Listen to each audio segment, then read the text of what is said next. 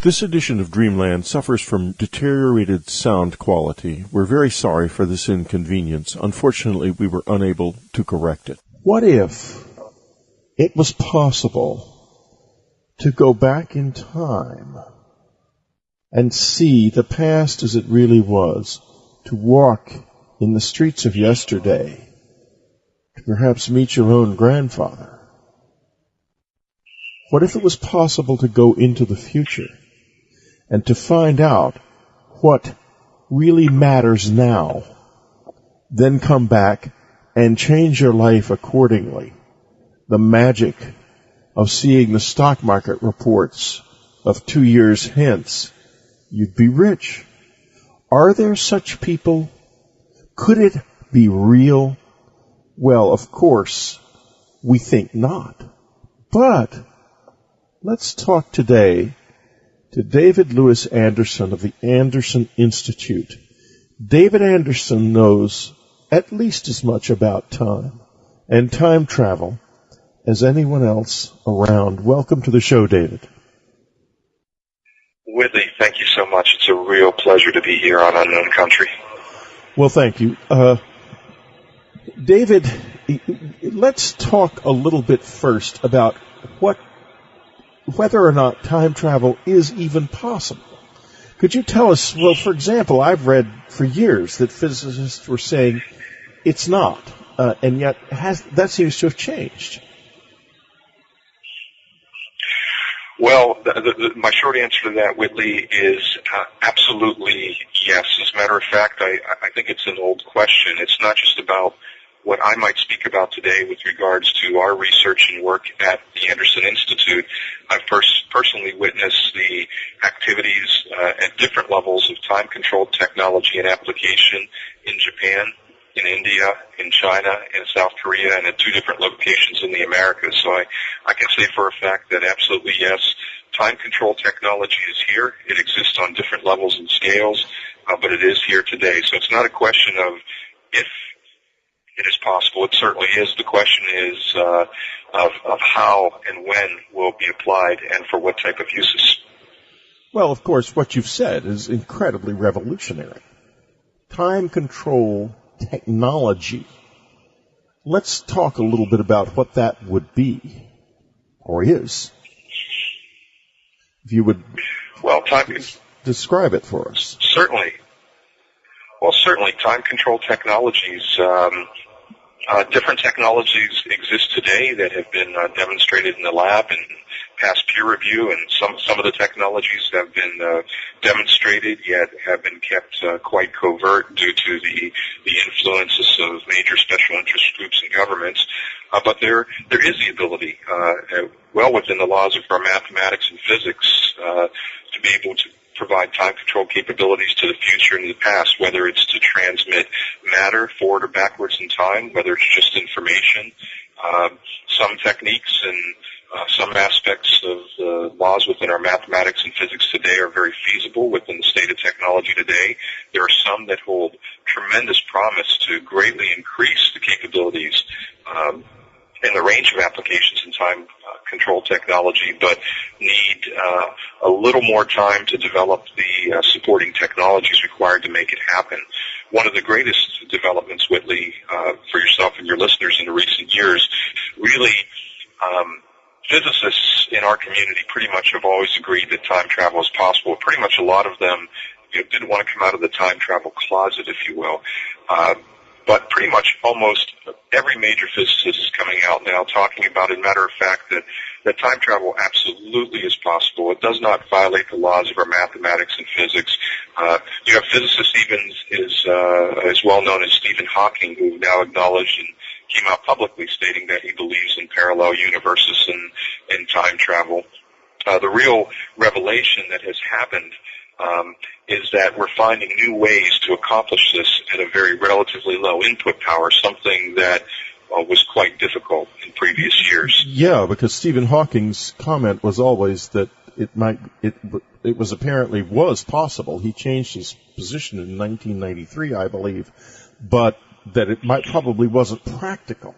And this is what's so interesting, because you're saying basically that it is practical. It can be done. Absolutely. We've seen government organizations like the NEC with funding through Princeton, and Dr. Julian Wang's work sending information backward in time faster than the speed of light. We've seen similar experiments in Russia and Japan.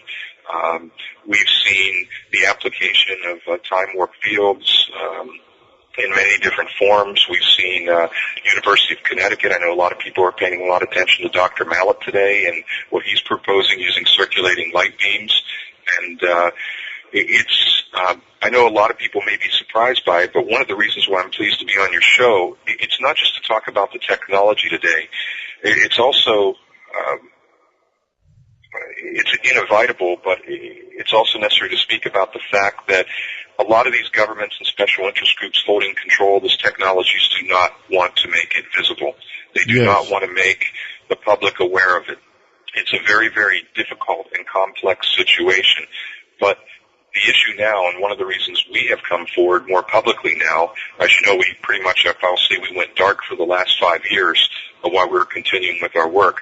But we've come forward now because it's no longer a question of if or what if the technology is available and we can send information forward and backward in time or send matter forward and backward in time. The capabilities exist there now, not just at the Anderson Institute. This isn't a promo or commercial about the Anderson Institute. It's a message that I want to get out to people all around the world that this technology, as amazing as it is, could have catastrophic consequences for the people of this planet. It can also have amazing benefits, but we've come forward, and we're pleading with other agencies and organizations to come forward, and we hope they will in different countries around the world, because we have to talk about how the technology is used responsibly. And that's one of the reasons why you don't see it. But again, that's no different. Anytime we've seen a revolutionary technology develop before, typically the public is not made aware of it until about 15 or 20 years, 25 years sometimes afterward, when it's convenient for the governments and the special interest groups. But we have to understand really what the potential power, benefit, and financial implications are of a technology like this. You say that it could have catastrophic consequences and also benefits. What are some of the consequences that you fear could arise? Oh, wow. We could, some of the consequences. If this, if the technology was displayed publicly, first off, and it's one of the things we're campaigning for, and we'll probably talk about during the show, is that it must be quickly regulated. And the actual science behind it needs to be kept secret to avoid abuse. But some of the benefits of time control technology, with time control technology, we could answer some of the greatest questions about history. We could research and catalog, say, extinct species of plants and animals. We could, instead of guessing at what, say, the dinosaurs look like, we could actually observe them and see how they behaved. The way we look at those today, they're mostly theories. But with time travel, we'd know exactly how evolution occurred in different parts of history. Also, events in history that were disputed could be viewed, studied, and documented. Of course, there's tremendous consequences to that as well. Documentaries could actually begin containing the actual video of events that they're describing instead of just recreations. Even though the recreations might be more detailed and entertaining than the actual events, the truth would surface. Some of the greatest mysteries of the world could be surfaced, whether it be things like the original use of Stonehenge, or maybe the purpose of the Great Pyramids, the exact location of Atlantis, which could be added to historical maps. And suddenly the skills needed to uncover history would dramatically change. And what happened but here there's also 12,600 years ago or thereabouts, when there was some sort of an enormous catastrophe, did it destroy a great civilization or not? Exactly. But there's also that potential of, when we talk about this type of technology, it's so complex. Any scientific breakthrough that offers the type of commercial prospects and tremendous, it attracts tremendous interest and investment from governments, from private enterprise, from all types of organizations and agencies around the world. And when you look at those organizations, this becomes becomes very complex. The financial aspirations of these governments, as well as the aspirations and the power of large businesses, and the political and economical ramifications are just significant. And the range of technological possibilities with regards to time control technologies are so enormous that the only limitations on what we might do with them are the results of our imagination, which frankly is insufficient. And when we look at time control technology now, the rate at which we're acquiring this puts us in a very critical position at this time. Absolutely critical. What we do in the next steps could determine not just all the wonderful ways we might use time control technologies, but we're talking about the possibility to re-engineer historical timelines and all the dramatic consequences. That was a question I was just going to ask. Yeah, go ahead. Yeah, well, if we look at it, the potential for damage is high. And what scares me the most as a scientist, this is why some of my peers don't always necessarily agree with me, and we have many conversations roundtable on this, but we're not ready for this unprecedented acquisition of technologies. If we examine the philosophical basis of our human ethics and history, we've always been able to correlate greater knowledge and power with a greater need for more responsibility to provide a foundation for applying technology wisely. Yes. But until recently, we could even say this works. We can also say it doesn't work. Look at things like nuclear power and nuclear energy and nuclear weapons. We can say it's worked. It's been highly effective. This planet's people and the human race have had a capacity for more reasoning that has developed and kept pace with the developments in human knowledge and technology and its capacities. But with this new area in time control, the gap between the science and the gap between moral reasoning has reached and passed a very, very critical point. And this is where the danger is. Critical point. We've got to take a little break. We'll be right back, folks. At last, the 2009 Dreamland Festival is available on DVD from the UnknownCountry.com store. Last summer's festival was an unforgettable experience with thrilling presentations from William Henry, Jim Mars, Linda Moulton Howe, and Ann Strieber, and of course, Whitley Strieber. Don't miss this extraordinary DVD. Get it today from the UnknownCountry.com store. And subscribers, look for a huge $10 off coupon in the UnknownCountry.com subscriber section. Go to UnknownCountry.com and click on the store tab right now. Get your copy today. You're listening to Whitley Strieber's Dreamland. This is the edge of the world. We're talking to David Anderson, his website, AndersonInstitute.com.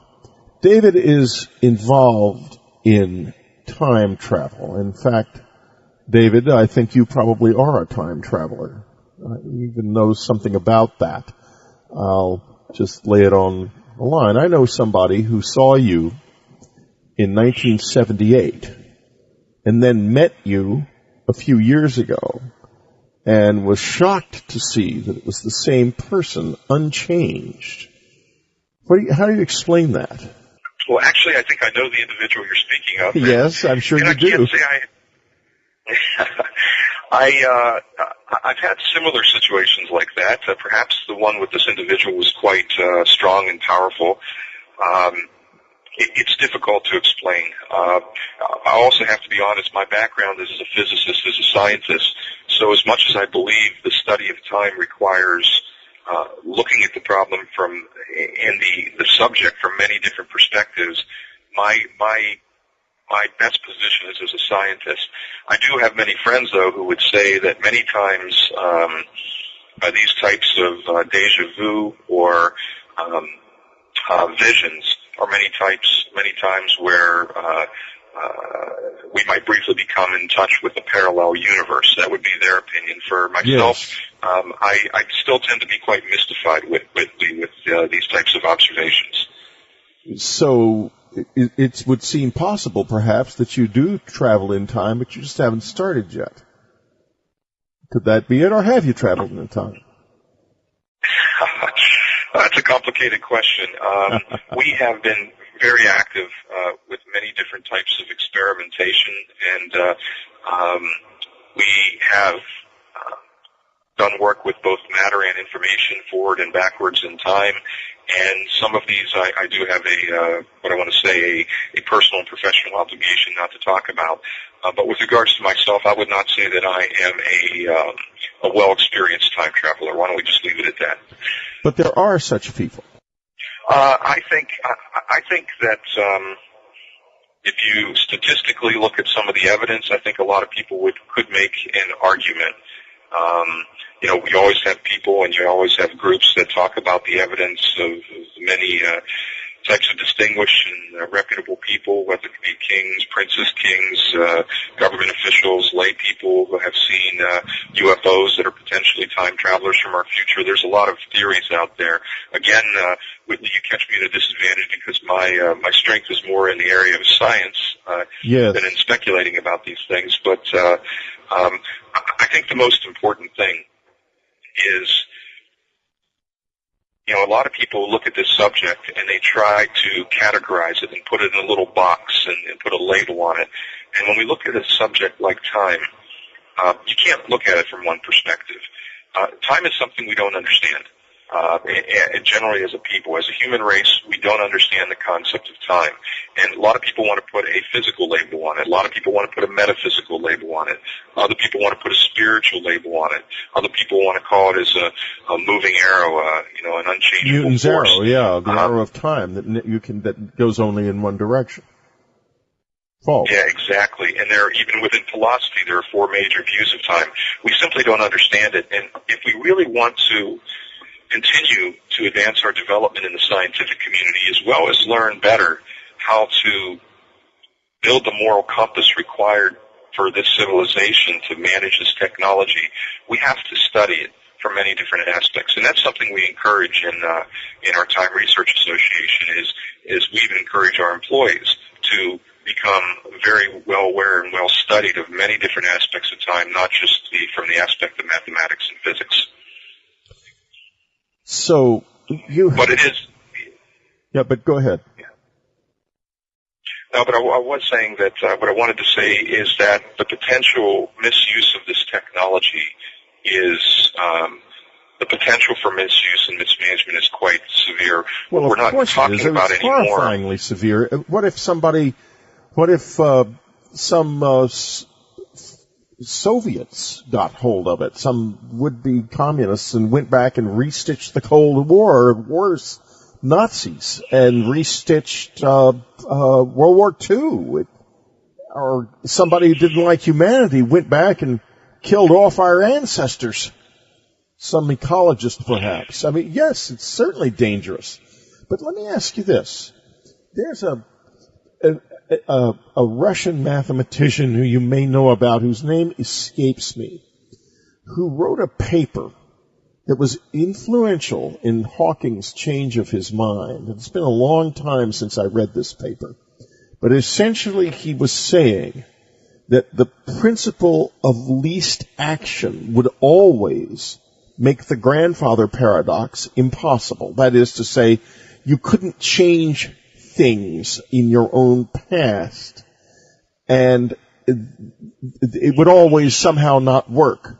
And therefore, because of the mathematics of the situation, you could go into the past, but in a limited way, not with complete freedom. Are you familiar with this? And this is one of the things that convinced Hawking that it might be possible. Yeah, basically, one of the fundamental philosophies that that was projected, that nature will always keep its balance and keep these paradoxes from happening. Personally, Whitney, for your listeners, what I would tell them is I completely disagree, and this is based upon observations we've made in the laboratory. And for the listeners, one of the things that is very difficult, extremely difficult, and I'll probably repeat it a couple of times, we as human beings have a severe limitation. We do not see the reality of our physical universe, and this universe, if you want to go one step further, of information and energy, as it is. We see it as we are. The way we observe and the way we experience the three dimensions of space and the dimension of, we like to call it, of time, is in a large part due to our cultural and biological evolution. We as a human race, we don't understand time. We don't want to, a lot of times because it's linked to our own mortality, other times because people are too busy shrinking all the magic in the world in this universe to the size of their daily routines and mere material possessions, Yes. and other times just because if they can't, the function of the human mind, a lot of scientists will tell you, is to rationalize your observations that you perceive through your senses, which are limited in the real world, with what you believe in your mind. And with all those limitations, we do not see time and space the way it is. We see it the way we are. And for those of you who would disagree with that, listening to the show, look at some of the basic cultures. There are cultures in Africa, even in the Americas, that basically have no concept within their language for past, present, and future. Time doesn't exist for them. They never talk about the temporal quality of an event. They only talk about the quality of the event's occurrence. They never talk about things in terms of past, present, and futures. Entire cultures that exist on this planet today, in more limited numbers, as our thinking gets narrower and narrower through the generations, sometimes I feel, proof that time is a product of our own biological and cultural evolution and severely limited by our senses. Well, I think you said a very profound and important thing just now, and folks, remember this. We don't see the world the way it is. We see it the way we are.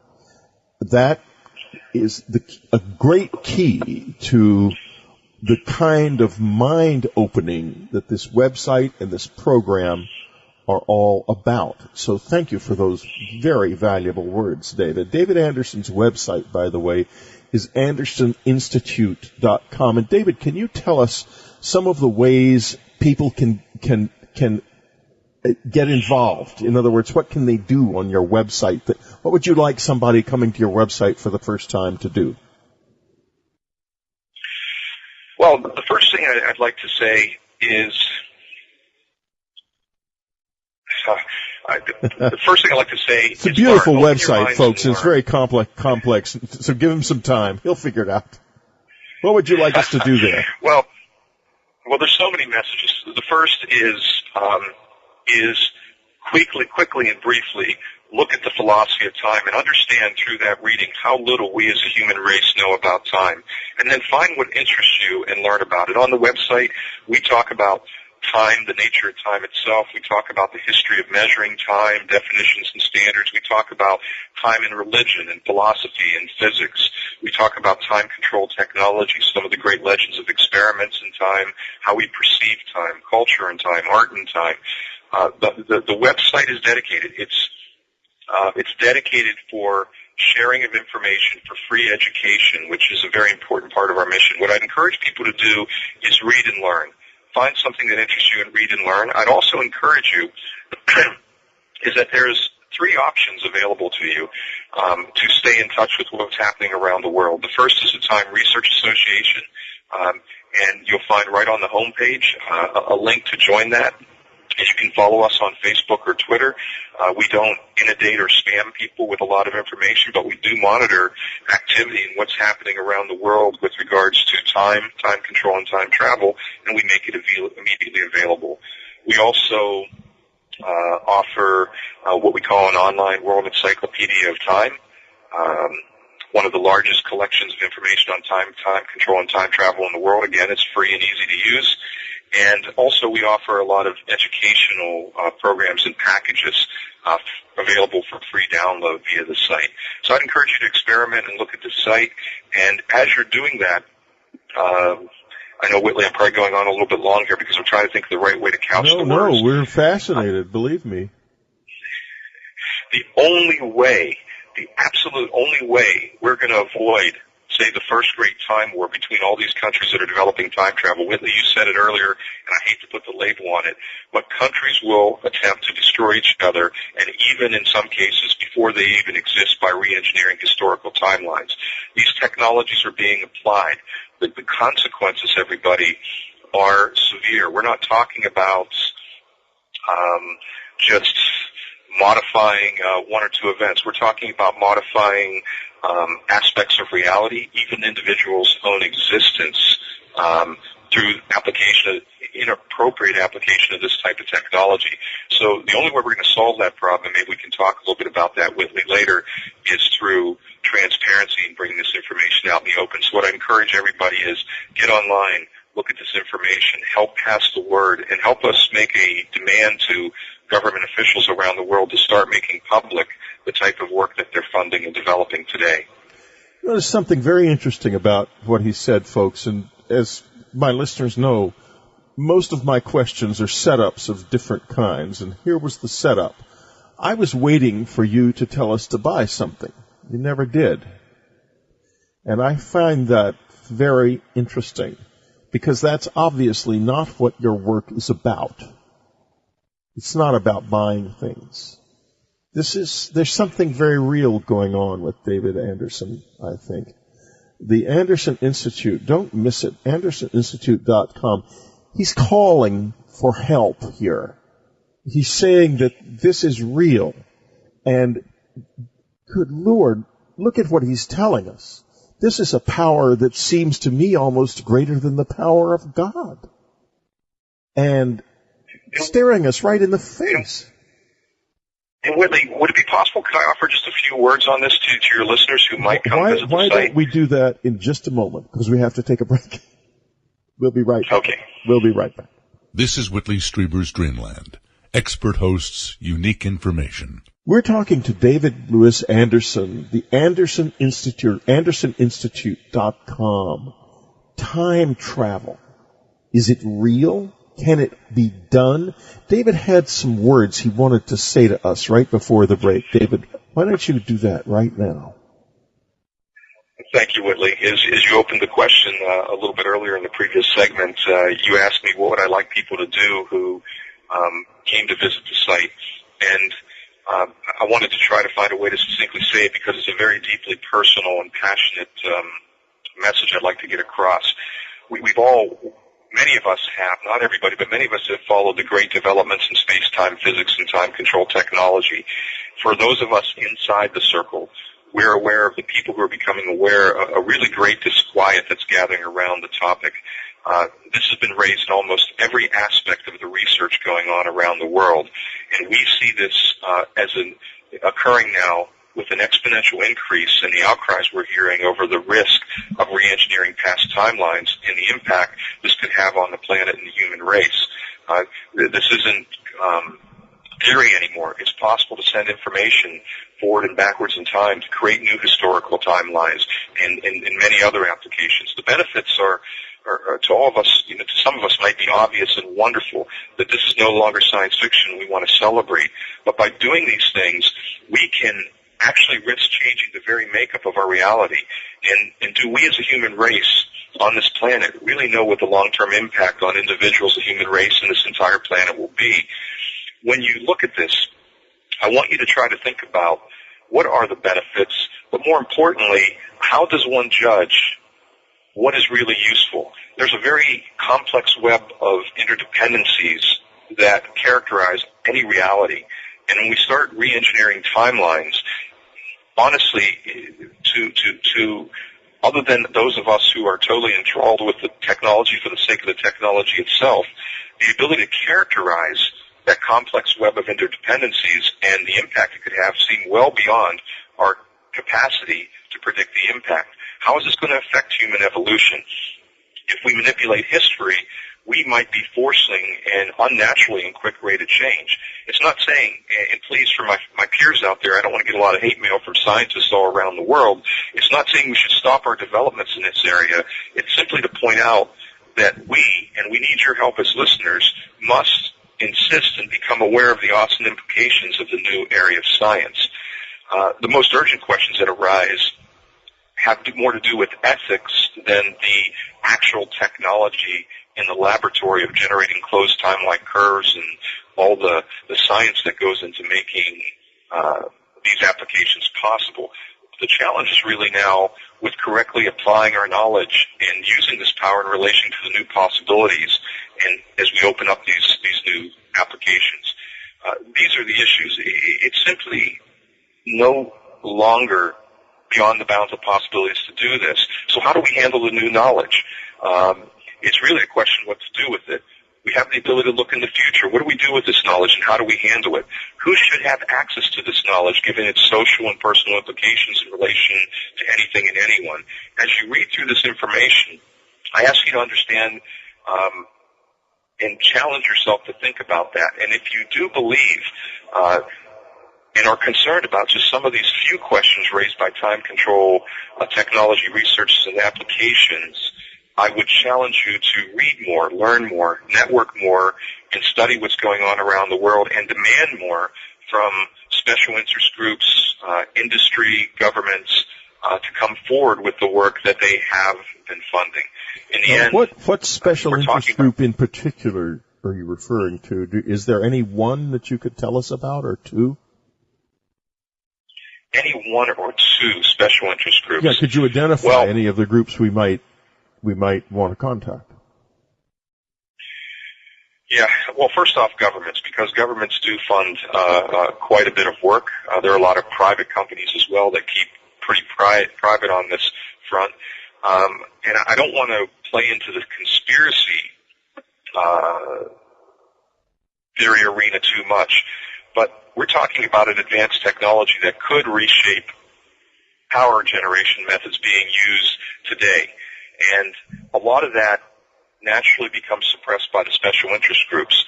These groups, Whitley, might usually be related to the oil industry, to whom the current generation technology is profitable. We have to be careful here when we talk about free energy, too, and I just dropped the word free energy into the show here. The context of the term free energy is not well defined. We talk about things like thermodynamic energy, solar energy. Generally, when we use the term free energy, it's reported to be about things like zero-point energy grids and perpetual motion and things like that. Remember, we're not talking about this. We're talking about harnessing a natural occurring capability, an energy source within our reach of technology today and using it for time control and time travel. But I think the greatest special interest groups that this comes from, Whitley, would be those that are achieving profit through current energy generation. And I just realized I skipped a note. One of the interesting fallouts of time control technology for us isn't just time control technology. It's using effects within curved space-time for new ways of generating energy. Okay, and this is a little bit unique to what the Anderson Institute is doing.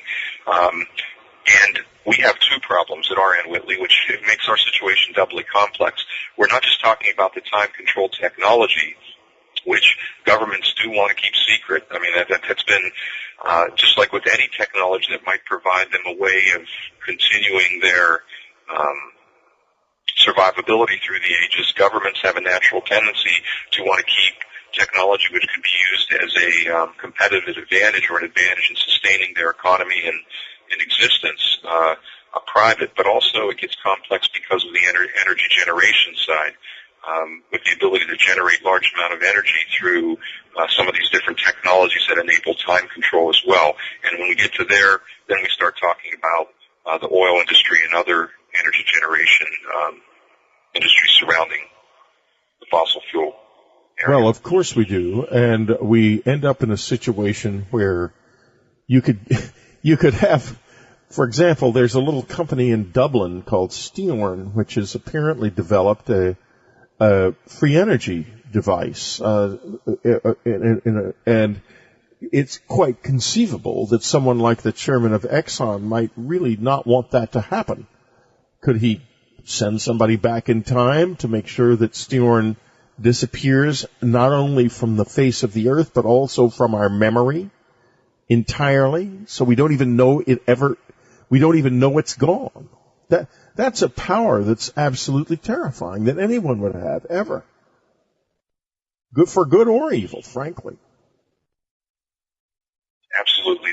The application of this technology for good, we talk about the opportunity to travel to the future and bring back information of new cures for diseases that are plaguing this planet, or perhaps giving us information to avoid things, but there are equally very, very dangerous possibilities from applying the technology. And this is where we need everybody's help.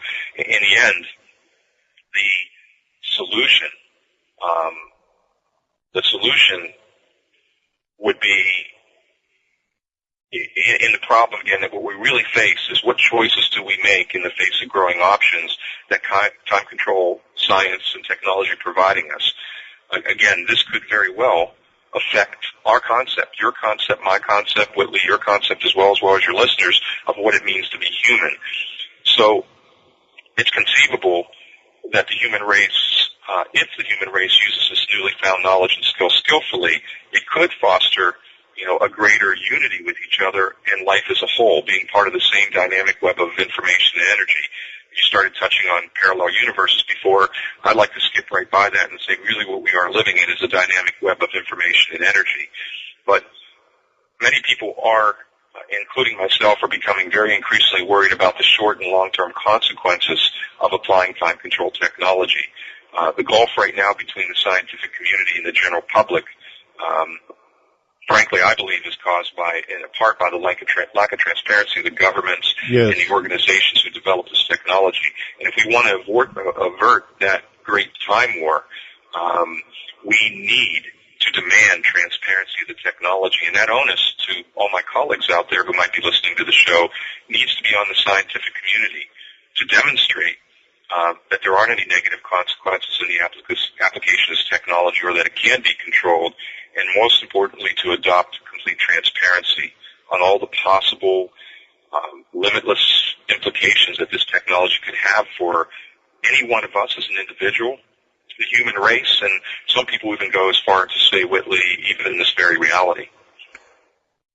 We'll be right back, and when we do come back, we're going to be asking David some questions about how much time travel has already taken place. We'll be right back.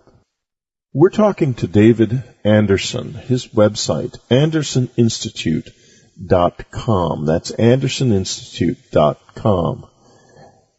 David, before we left the air, I was going to ask you about whether or not you know of people who have definitely traveled through time. But I want to preface that with another question, if I may. That is that there exist stories, quite a few stories, of people who have had spontaneous experiences of movement through time. I've had such an experience myself, an incredibly vivid one that my listeners have heard, so I won't repeat it except to say that I went back standing on a street corner waiting to cross the street in Manhattan. In March of 1983, I went back into what appeared to be the perhaps 1870s or 1880s for a few minutes. It was absolutely shocking, vividly real experience. And I know time travel is possible, but how? So how do you react to those stories? Is it spontaneous sometimes? I think absolutely yes, it can be. Again, I'll answer this from the standpoint of a person with a degree in physics, a degree in philosophy, who likes to think beyond those borders. So I'm a little bit out of my comfort zone, but I will tell you this. One thing I do believe, and one thing I think most physicists and scientists believe today, is that we're living in a dynamic web of information and energy. And this goes back to my earlier point that if you want to understand what's happening with time and what time is all about, you have to study it from many different angles. If we are truly living in a world of information and energy, technology is not the only way to control time. In many examples, it's common, and I like to use it. Our human mind is like a television set. There's this dynamic web of electromagnetic information energy floating around the air around us right now. And just like our brains are like a television set with a little tuner on it. And as we turn the channel, we can tune into certain parts of what's in that electromagnetic web of information and energy. And taking out the television analogy, unfortunately, the human mind is very limited. Our tuner only gets maybe one or two channels. There are many religions and beliefs that spend lifetimes training their mind to have that ability to remote view, to time travel using the power of the human mind. So when people say, well, hey, it can't be possible, say using the power of meditation to travel through time, my response is, why not? The world is a dynamic web of information and energy. We know the brain is very powerful. We use a small portion of it with the right training. I personally believe that the power of the human mind and harnessing that could enable remote viewing and time travel just as easily as technology can. And frankly, I personally feel you can't necessarily separate the two, and you have to look at them both as being complementary, not excluding each other. There's an experiment called the Geo 600 experiment unfolding now in England. Are you familiar with this? I can't say I am, no. Okay. Whitley. It looks now as if the Geo 600 device is being buffeted by the quantum convulsions of space-time. If that's true, then the result of the experiment is that we are actually living on a two-dimensional surface in a kind of hologram. Does that ring a bell at all with you? Absolutely, and it goes back to the statement: we don't see the world the way it is. We see the world in reality the way we are, and there is that analogy. And I got to tell you, I'll drop in two of my favorite books on. And this all ties back, so I'll make a little loop with it, and I promise I'll come back in less than 60 seconds. But one of my favorite books on time travel, one in physics is Space-Time Physics by Taylor and John Archibald Wheeler, but the other one is Edwin Abbott's Flatlands, written back in the 1880s, and he talks about these mythical two-dimensional creatures living in a two-dimensional world like dots on a piece of paper, sliding around, bumping into walls, until one day a three-dimensional object passes through the paper. To them, it's magical. They see this dot appear, it grows bigger, and then it disappears, and eventually completely disappears as it passes through the paper. To them, they never could see this before. In their two-dimensional world, this was impossible. It was magic. It was almost godlike. And we can extend that same argument to us living in a three-dimensional world. When we try to look and visualize 4 or 5 dimensions, it's completely impossible. And I like any reference to analogies that talk to us as a two-dimensional world, because even if you read that book and then go back and read John Archibald Wheeler's and Edwin Taylor's book Space-Time Physics, they draw an analogy that actually can help you overcome that barrier of the limit of the human mind and actually visualize what space-time looks like. How interesting, because I wonder if the visualization itself might kind of free you in time in a certain way. Absolutely. Oh, Whitley, thank you so much for saying that. Absolutely. And I think as a people, one of the reasons we don't understand time and don't want to understand time, or just refuse to as a human race, is that we only like to things that we can touch and feel and visualize. Those are the things we believe. And what I like about, and I'm not plugging their book, both these scientists, including one just recently passed away last year. It was a great loss for the physics community. But the book Space-Time Physics, if you read it and maybe reread it and understand it, it basically boils the relationship between space and time down to an algebraic equation. And if you can visualize, if you can embed yourself into that book and the thought process of those authors, you can actually visualize. And I don't know too many people who can do this. And I teach classes around the world on the subject, and every now and then I'll walk out of a class with one or two students who get it. And when they see it, all of a sudden, this complex world of what is space and time and how does it relate, it boils down to high school algebra. And all of a sudden, once it boils down to high school algebra, they can see it. And once they see it, they can see the limitless possibilities that are within our reach today to apply this. So I just got a little too excited, Whitley, so I think I'll calm down and be quiet now. Well, let me ask you this. We touched on technologies a little bit. And there could be, in other words, a technology that could induce movement through time in a human body. The body could move through time. Or are there technologies that can enable visual, like you referred at the beginning of the show to the possibility of making images of the distant past? I think the answer is both are very feasible. It's possibility to send both information and matter forward and back in time, and it depends. I think it comes back to that moral compass.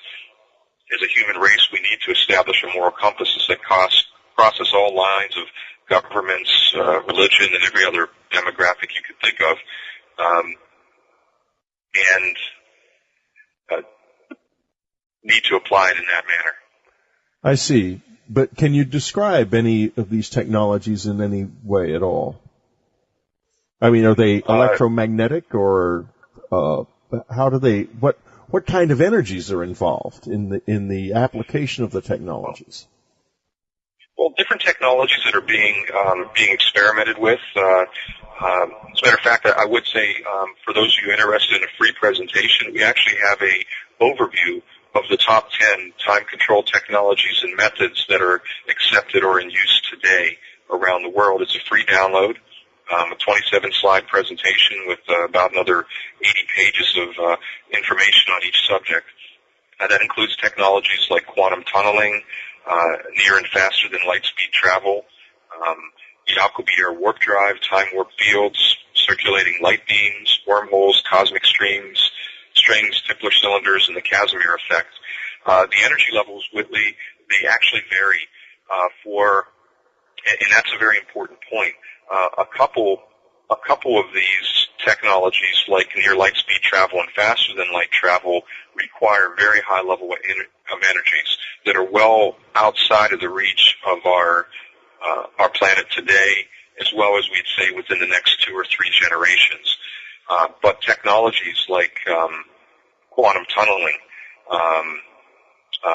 different technologies that use closed time-like curves like the Tipler cylinder, the Casimir effect, or time warp fields, and possibly circulating light beams, all are within the power levels required today.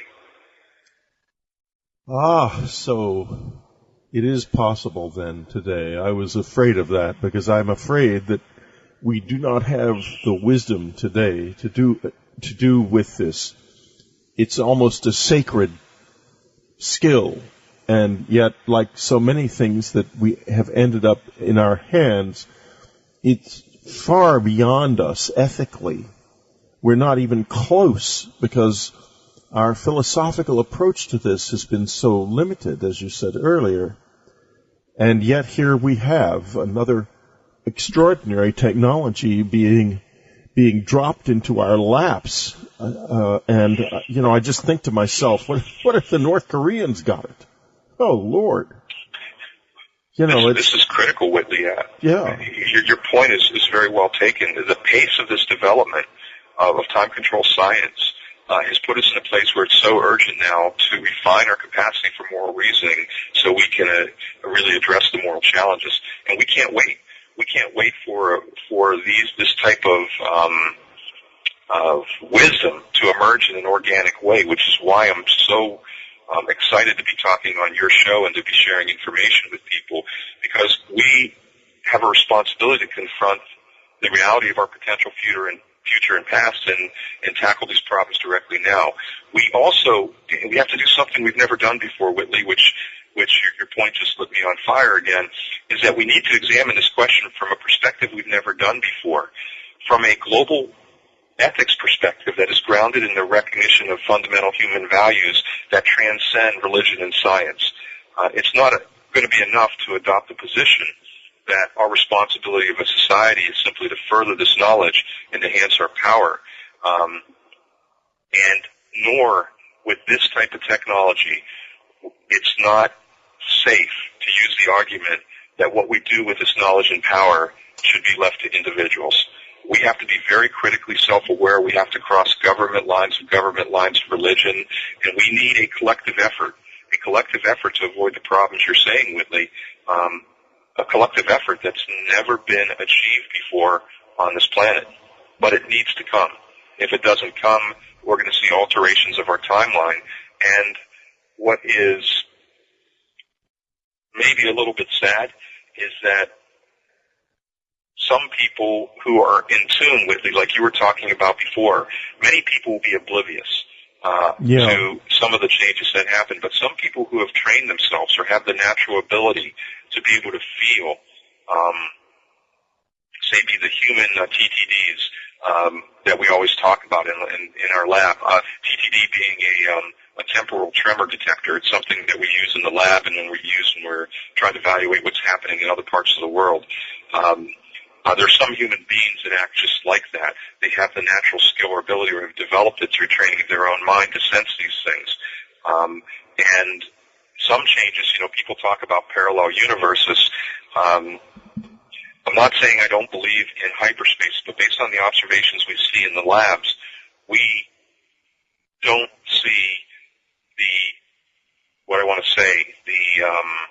use of parallel universes as an explanation to avoid paradoxes. In our minds, 2 points. Paradoxes are simply places where rational minds bump into their own limitations, but more importantly, paradoxes don't exist. When we travel back in time, what we're seeing is not the spinning off of a parallel universe. What we're seeing is a modification of the existing reality, and that can affect people, places, and things, and can have a tremendous ripple effect depending on what's being touched. David Anderson, his website, AndersonInstitute.com. If you think about what you just heard, this is a completely new direction. We have basically no idea how far this has actually gone. He offers an abundance of ways of engaging this question on AndersonInstitute.com, including an extraordinary free download that will take you through all kinds of different methodologies of time travel, some of which are probably in use or coming into use right now. In India, in China, in South Korea, and at 2 different locations in the Americas. So I can say for a fact that absolutely yes, time control technology is here. It exists on different levels and scales, but it is here today. So it's not a question of if it is possible. It certainly is. The question is of how and when will be applied and for what type of uses.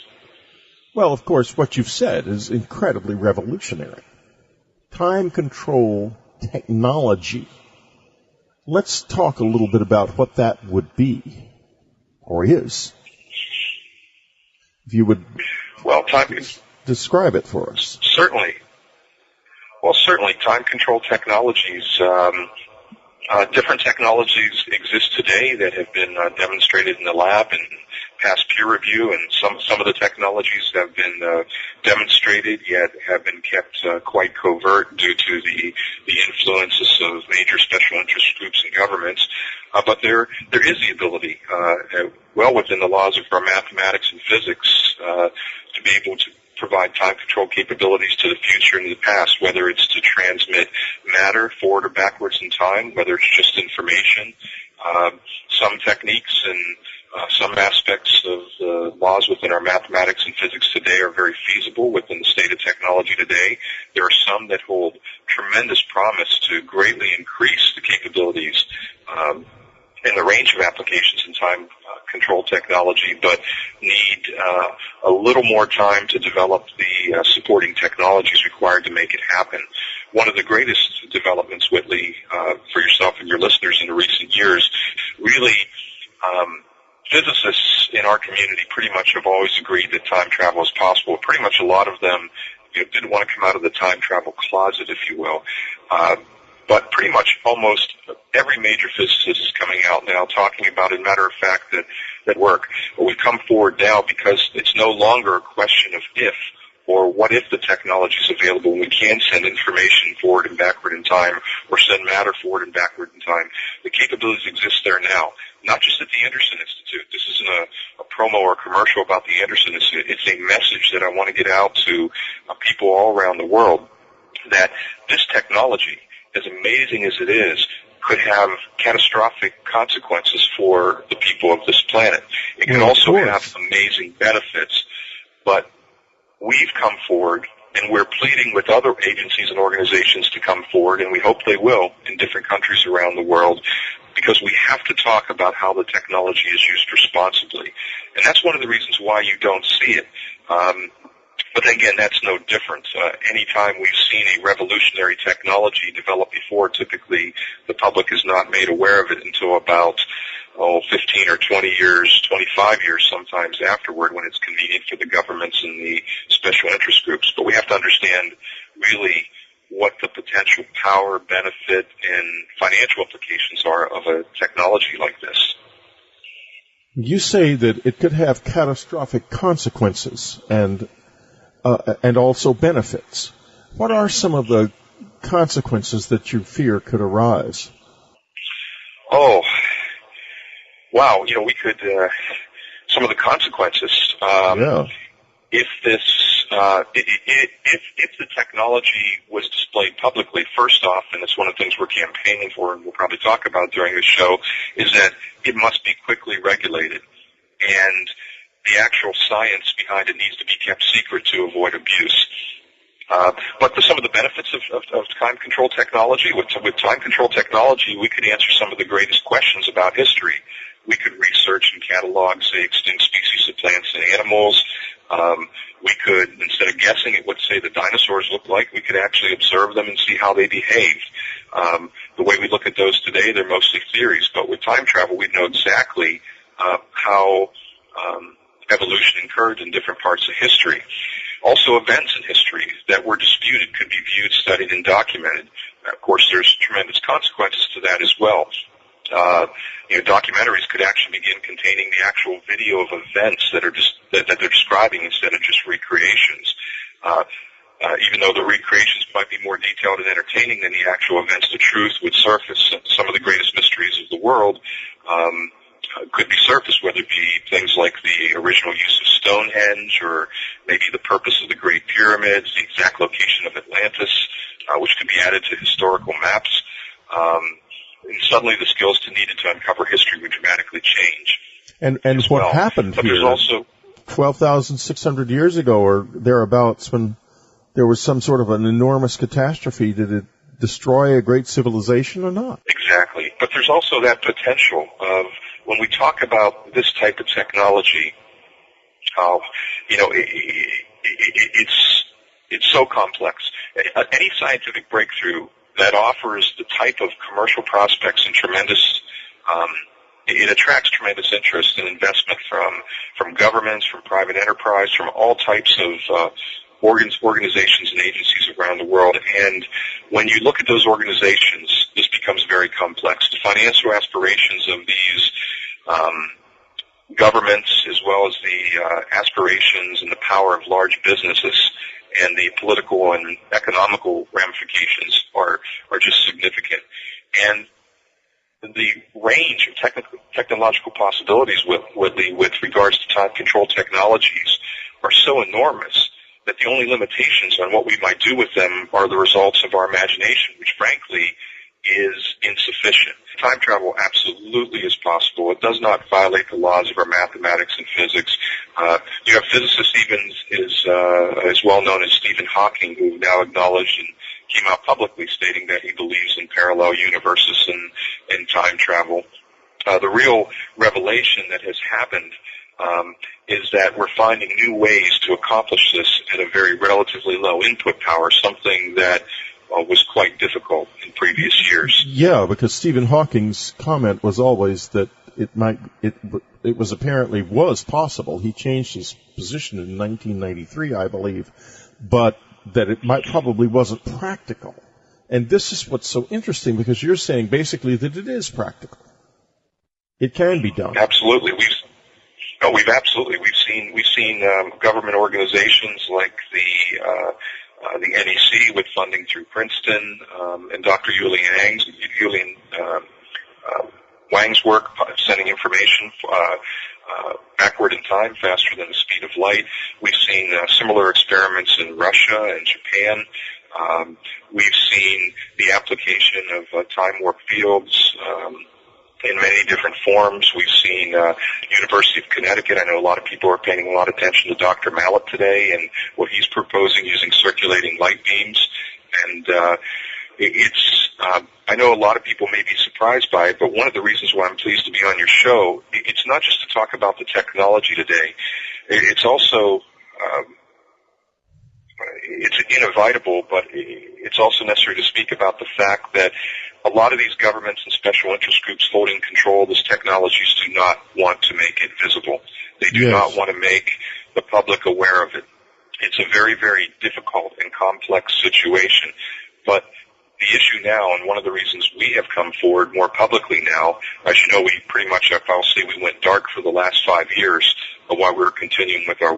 This edition of Dreamland suffers from deteriorated sound quality. We're very sorry for this inconvenience. Unfortunately, we were unable to correct it. What if it was possible to go back in time and see the past as it really was, to walk in the streets of yesterday, to perhaps meet your own grandfather?